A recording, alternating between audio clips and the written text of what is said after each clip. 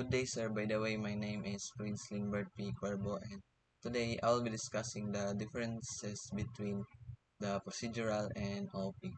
So, ang kalahian sa procedural programming o object-oriented programming kay ang procedural nag-focus lang siya sa functions o sa pagkasunod-sunod sa operations sa data. Sa procedural uh, separate ang functions o data. Ang functions ginatake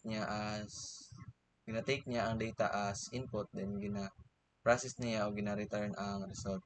And nagaagad ra sab ang procedural sa control structures like loops, conditionals o subroutine calls. Tas mas less secure sab ang data tungod sa global variables nga direct ma-access ug ma-modify gamit ang bisan unsa nga functions. While sa OOP, naga-focus siya sa objects o classes nga naay data o behavior.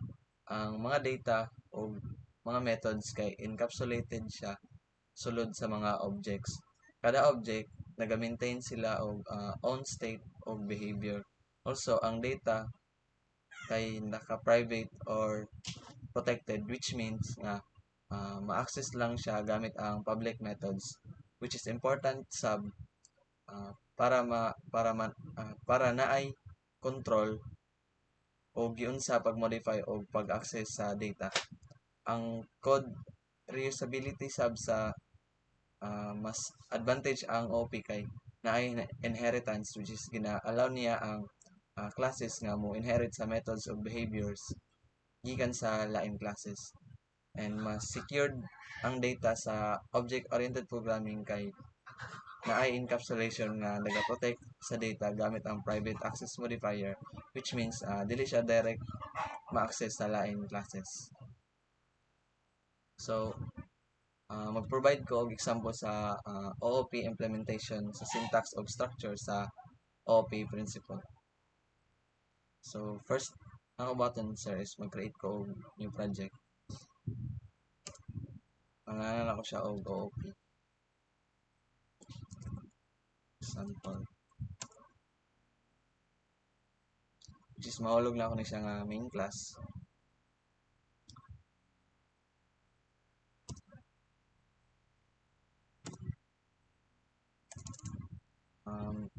Then, mag-create ko class nga animal nga mahulog nga parent class na ako. Then, mag-create ko kog subclasses nga dog o cat.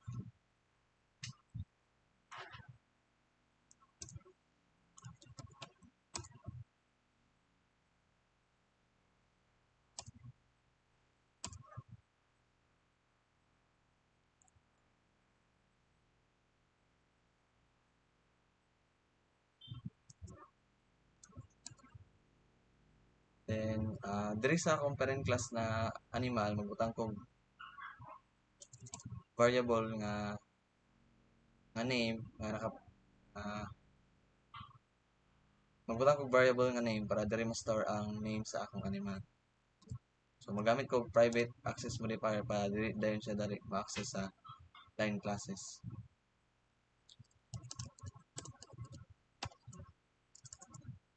The next is magbutang ko constructor with parameter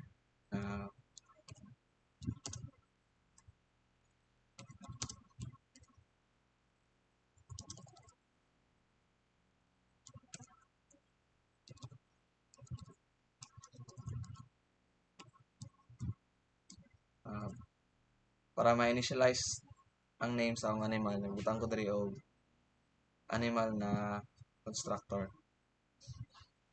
Then magbutang ko og method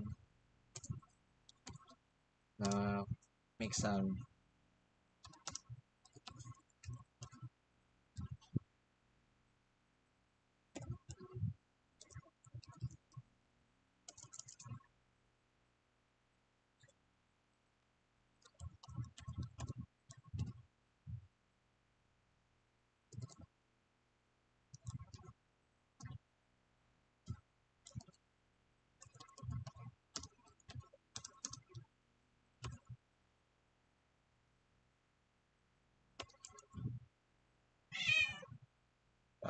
Diri na part sa akong method na make sound sa akong animal, para maka-print og common sound sa animal nga animal makes a sound.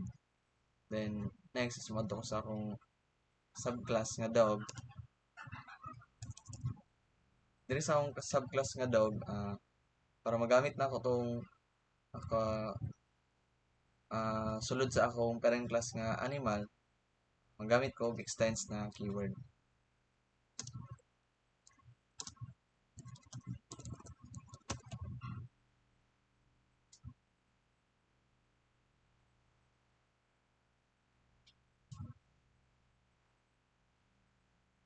Then magbutang ko constructor na dog.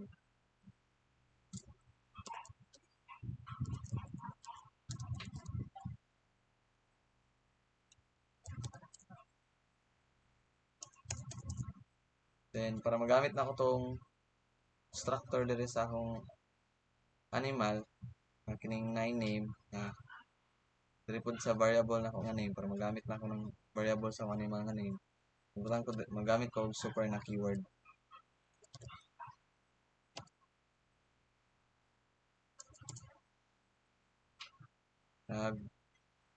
Then next is tawagon ako tong method sa akong animal nga make sound.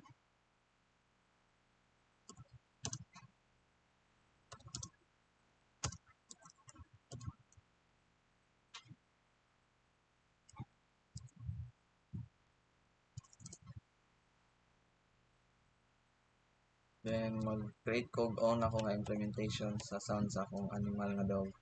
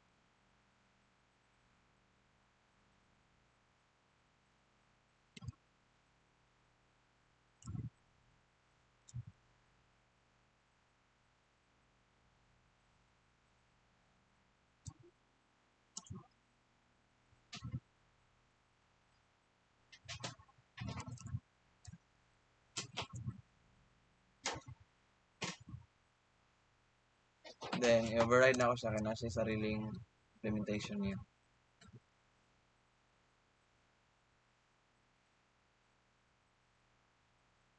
Then magbutang ko diri og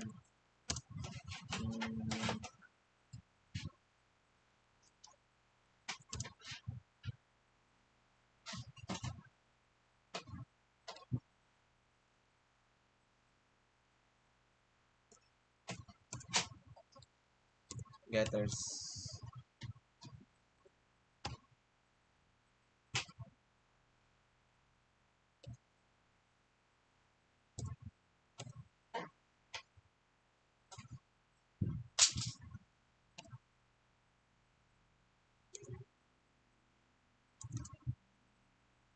Next is madto na po ko sa akong subclass na cat, and same ra gyud akong buhaton. Ang extends ko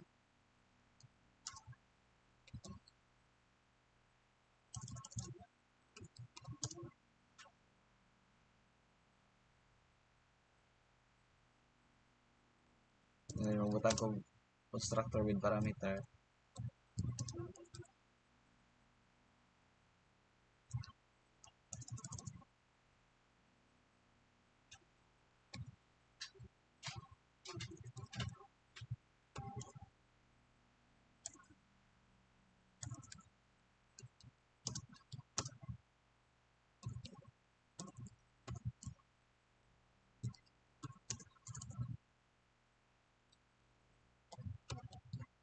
Then create ko on implementation sa akong method na make sound sa akong cat.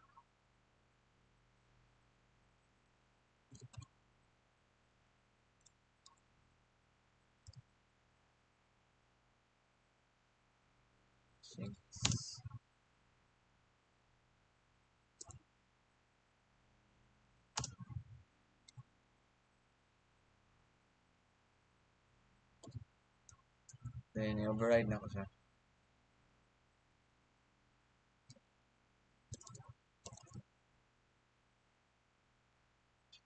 Then balik ko sa akong main class, which is ang OOP example. Then dere mag-instantiate ko og object nga dog and cat. So animal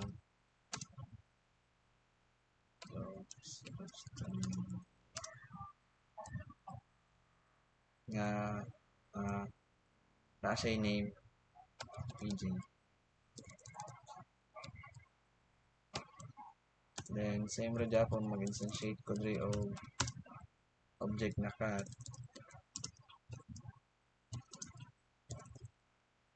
Na name snow. Then para matawag na ko tong method na ko diri sa akong dog ug cat na make sound. First is tawagan sa nako ang object a dog, then make sound. Then same na gyapon tawagan ako object na cat nga method na make sound. So pag i-run ako ni sir mo ni ang output.